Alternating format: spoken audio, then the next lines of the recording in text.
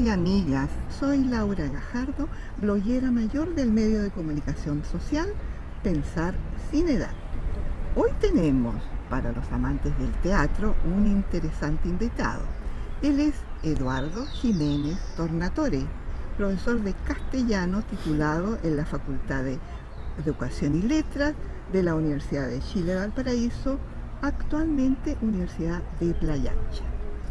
Eduardo trabajó en Chile 4 años, pero en 1987 emigra a Suecia. Actualmente trabaja a tiempo completo en la Universidad de Gotemburgo. Él es autor de una tesis doctoral sobre el teatro chileno en el siglo XIX, en el periodo de 1810 a 1879.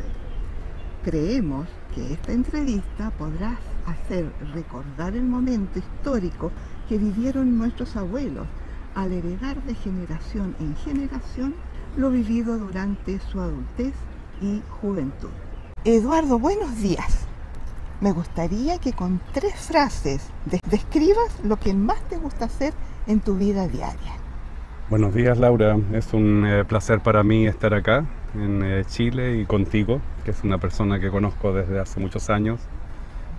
Me encanta mi trabajo, es algo que me encanta, siempre voy contento a mi trabajo, me motiva mucho. Luego me encantan mis hijos, es uno de los pilares fundamentales de mi vida, Carmen y Eduardo, que son mis hijos. ¿Y las nietas? Y las nietas ahora, justamente tengo 2 nietas de 9 meses y bueno, de 10 meses en realidad y 2. Y lo tercero, me gusta mucho el movimiento, me gusta mucho andar en bici, me gusta mucho hacer ejercicio, es como una pasión caminar por los parques, moverme mucho, son como las 3 cosas importantes en mi vida diaria. Conozco otra más tuya. Sí, el cocinar. ¿Te gusta cocinar, justamente? Claro, a mí me encanta la comida, sí, me encanta cocinar, cocino todos los días, llevo siempre mi almuerzo a la universidad, o sea, sí, es otra de mis pasiones, me encanta. Me alegro, a mí también me gusta. Tú has hecho una investigación sobre el teatro chileno en el siglo XIX. En breves palabras, ¿cuál fue el objetivo principal de tu tesis? Tiene varios objetivos, pero para mí el principal es ver, yo junté un corpus de obras dramáticas del siglo XIX, entre el año 1810 y 1879. Fue un largo proceso de recopilación del corpus, que duró más de un año en distintos lugares del mundo, pero principalmente en la Biblioteca Nacional de Santiago de Chile y también en la de la Universidad Católica de Santiago. Y recuperé, bueno, conseguí juntar 59 obras, muchas de esas obras ni siquiera están en las bibliografías, y mi objetivo principal es ver cómo esas obras refractan la sociedad chilena de la época, entre 1810 y 1879. Es decir, mi visión o mi objetivo fue estudiar esas obras en relación al contexto cultural, al contexto político, al contexto histórico. Y eso para mí es lo más interesante. Mi objetivo no es hacer un estudio estético de esas obras, si son buenas o malas obras teatrales, sino es cómo se refracta la sociedad chilena y cómo se va construyendo la idea de nación, ¿no? Porque es un momento en que los países como Chile o la mayoría de los países latinoamericanos consiguen su independencia, y entre 1810 y 1825 más o menos casi todos los países han conseguido su independencia en América, y la idea es cómo utilizan la literatura para ir construyendo esa idea de nación. Ese es mi objetivo principal, ¿no? Y después también un discurso que yo tomo, que es el de José Victorino Lastarria, que para mí es uno de los grandes intelectuales chilenos del 19, junto con Andrés Bello. Bueno, hay otros más, pero Lastarria hace un discurso en 1842, y en ese discurso para mí es el programa de cómo se concibe una literatura nacional chilena y un teatro, ¿no?, chileno. Y ese era mi objetivo, ¿no?, a través del discurso de Lastarria, establecer las ideas principales de ese discurso y ver cómo, lo que yo llamo ideologemas, ¿no?, ideologemas, las ideas principales, y luego ver cómo se refracta en el teatro.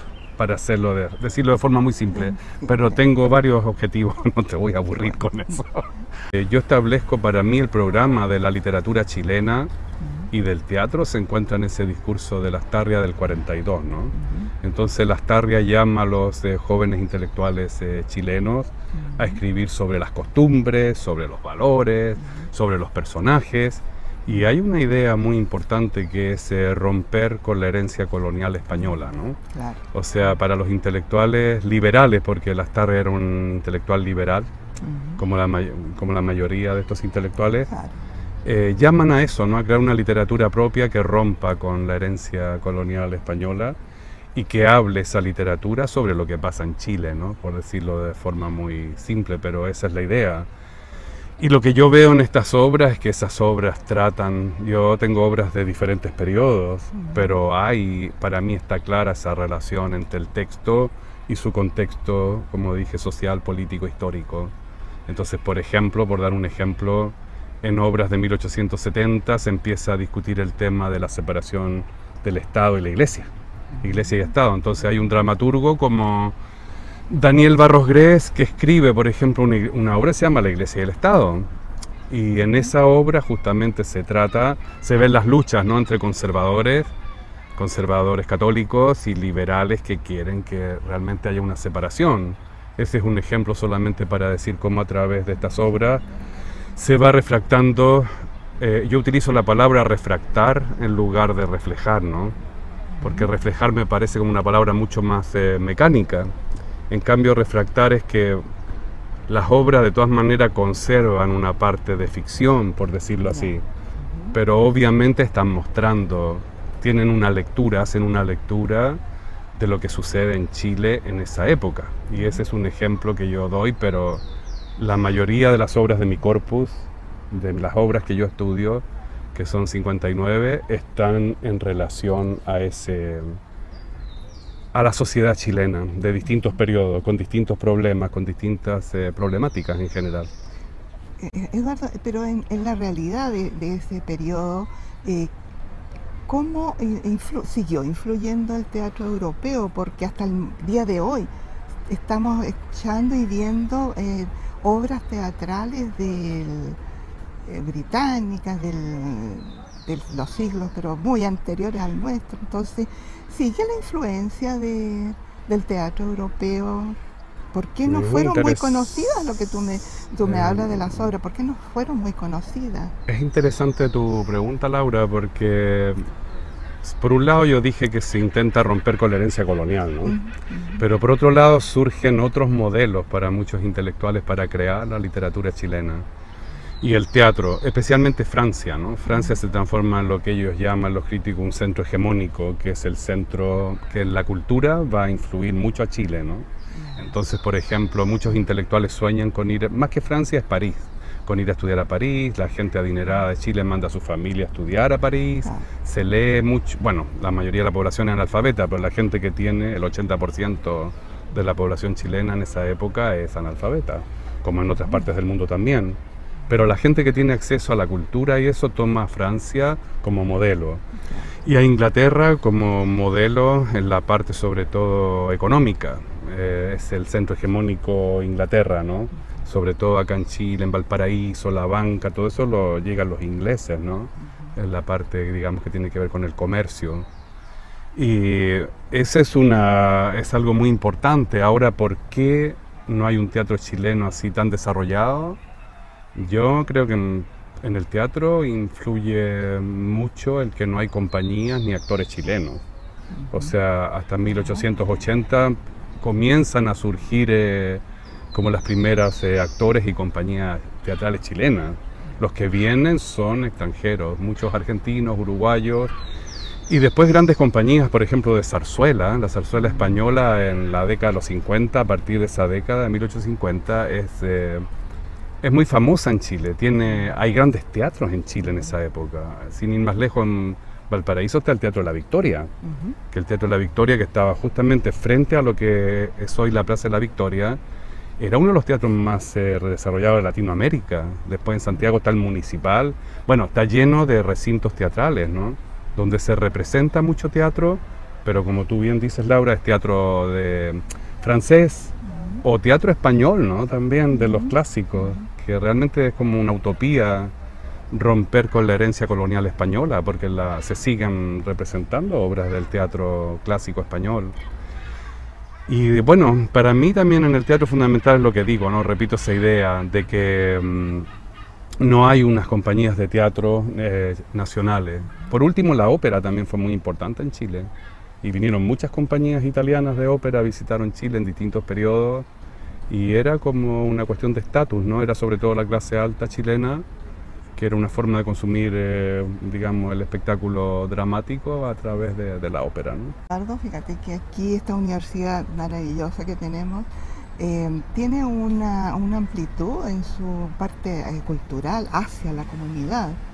Entonces, bueno, yo acá puedo venir y puedo escuchar ópera, también mucha música clásica, pero también sale esto a la gente de a pie, como decimos, como dice nuestra biojóloga, en la playa de Reñaca, por ejemplo. Hay unos espectáculos preciosos, Reñaca ahí en la playa, con una puesta de sol tal vez, pero escuchamos cosas clásicas, ¿viste? Ópera en general. Y bueno, es hermoso. Pero perdona que te interrumpa, ¿Sí? lo malo que yo siento es que no... O sea, cuando hablamos de teatro chileno y de espectáculo, hay mucho espectáculo, por ejemplo, basado en la ópera, como que no hay un desarrollo tan grande que a mí me gustaría, ¿no? Porque me apasiona el teatro, pero un teatro nacional, que, por ejemplo, del siglo XIX, casi nadie conoce obras del teatro chileno, y hubo un teatro chileno, y no sé, eso me da un poco de pena que... Los referentes de alguna forma igual siguen siendo de la cultura europea, y a veces como que eso tiene más valor que lo nacional. Claro, Y eso a mí bueno, es una idea muy subjetiva, pero eso me entristece un poco, ¿no? Porque es como la figura de los indios, ¿no? Por ejemplo, en el teatro chileno del siglo XIX, al principio, con Camilo Enrique y todos estos libertadores, se incorpora la figura del indígena, sobre todo los mapuches, pero después comienza a desaparecer, ¿no?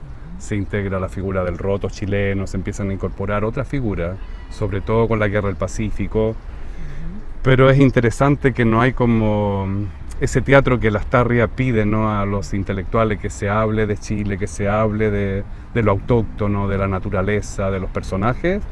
En parte se refleja, pero no completamente, ¿no? Y ese para mí es como una reflexión quizás, pero sería lindo que de una vez por todas se incorporara a lo nacional realmente, ¿no? Y claro, hay intentos, hay escuelas de teatro de las universidades, hay muchos intentos, pero el teatro es algo bastante elitista en el sentido que es un 1 o 2% de la población que va al teatro, ¿no? Y no es por una cuestión económica solamente, porque ir al concierto vale lo mismo, creo, pero no sé por qué la gente no se siente muy identificada quizás con el espectáculo teatral. Yo no sabría decir las razones, ¿no?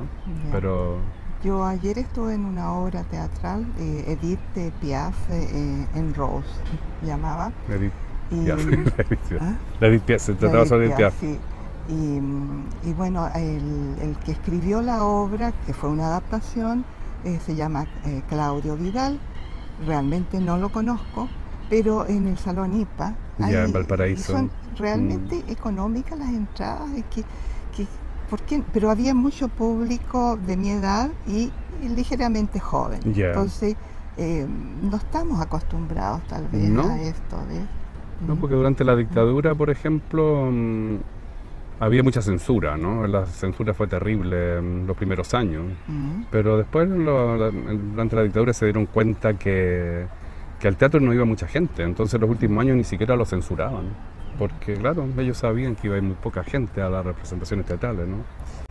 Eduardo, hemos hablado un poco de tu vida, sobre tu tesis, pero como somos un medio de comunicación social dirigido al público mayor, adulto, y dado que tú emigraste a Suecia, ¿cómo ha sido enfrentar este desafío de vivir en otro país? ¿Cómo es envejecer en otro lugar cuando estás lejos de tus raíces? Una linda pregunta, ¿no? Pero no sé, yo creo que para mí ha sido un proceso bastante largo. Yo los primeros años que viví en Suecia, me fui a los 28 años de Chile y para mí fue muy doloroso dejar Chile. Y viví como un esquizofrénico casi durante 10 años de mi vida. Siempre pensaba en Chile y siempre viví añorando Chile. Los olores, la gente. Sentía que mis raíces, o sea, para mí no hay duda todavía de que parte de mis raíces están acá. Pero también siento que uno ha ido construyendo una vida, por ejemplo, en mi caso en Suecia, y que también he empezado a echar raíces allí. Y con el tiempo para mí se transformó en algo positivo, o sea, para mí yo tomo como lo mejor que me ofrece la cultura sueca, que son cosas que me encantan, como el respeto a la gente. Hay muchas cosas en la cultura sueca, esa devoción por la naturaleza, cosas que a mí se me han incorporado y que a mí me encantan y las disfruto. Y después de Chile hay cosas que, claro, que amo, como el mar, como el olor del mar, esas cosas lindas que tiene Chile, ¿no? El clima. Pero solamente quiero decir eso, que al final creo que es un proceso donde uno va tomando las cosas mejores de las dos culturas.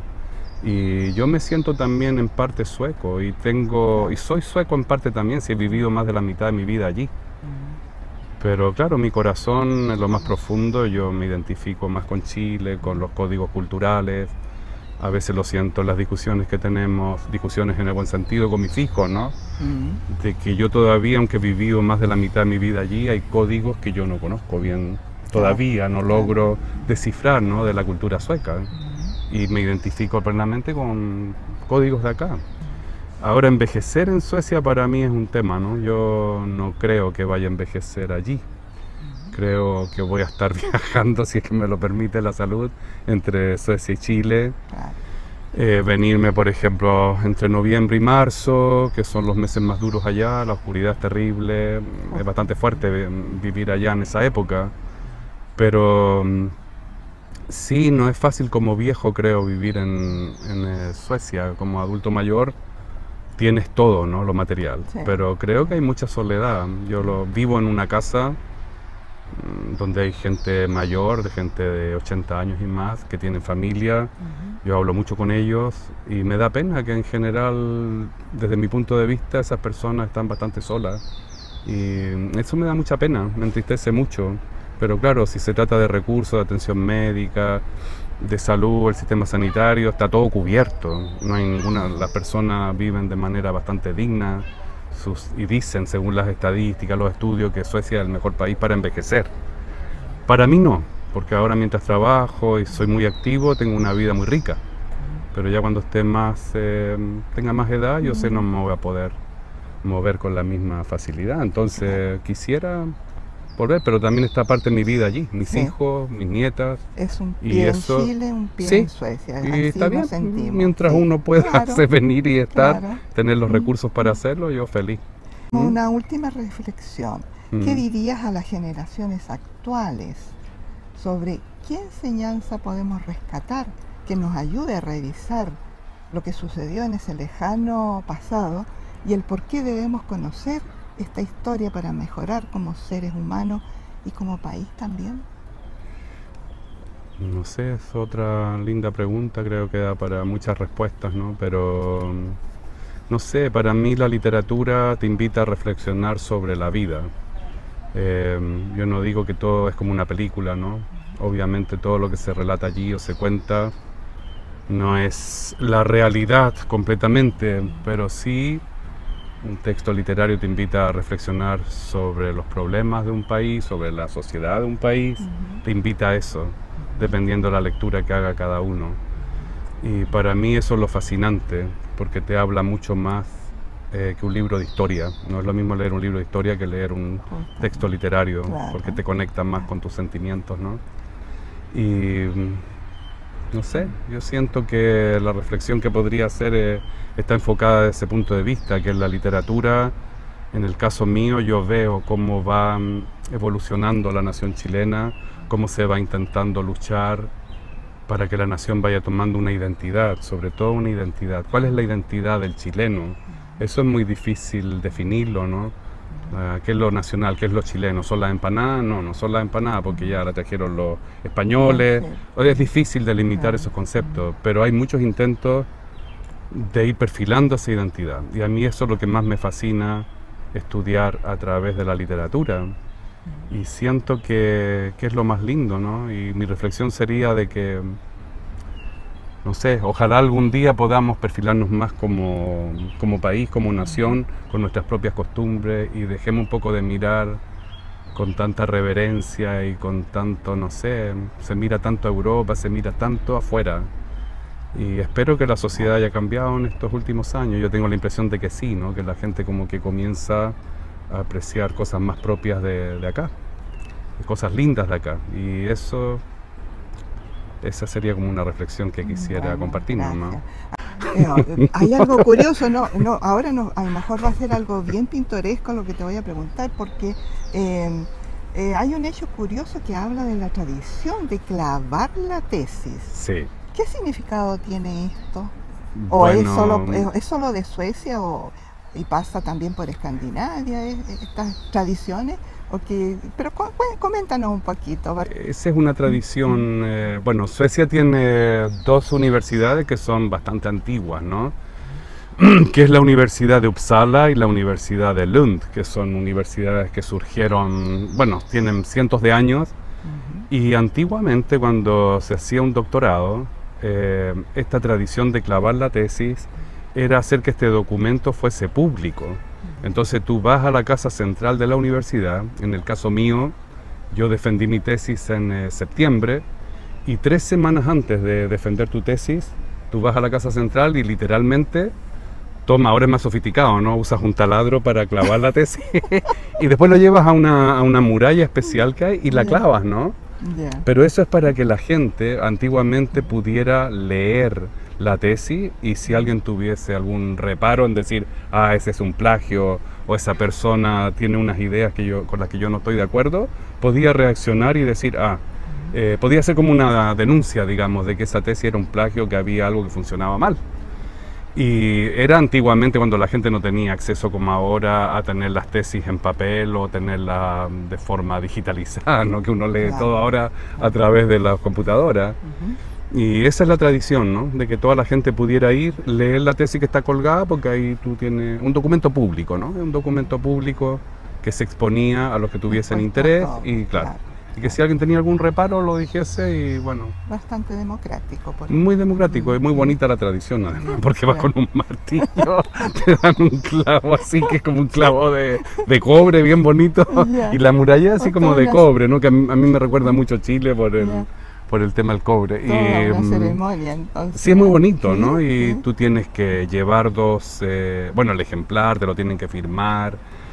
Las personas que corresponden, o sea, es toda una cuestión bien importante y no puedes defender tu tesis si no la has clavado antes, ¿no? Antes de que cerremos esta entrevista, quisiera preguntarte si deseas dejarle un saludo a tus amigos chilenos. Sí, claro. Tengo ¿Tienes muchos amigos? Muchos amigos. Sí. Tengo, lo más lindo es que tengo muchos ex estudiantes.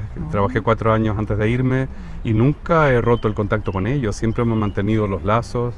Cada vez que vengo a Chile, hacemos juntas, nos encontramos y todavía tengo muchos amigos acá y me encantaría, si ven este video, esta entrevista, ¿no? Saludarlos y decirles que me siento muy feliz de estar acá, ¿no?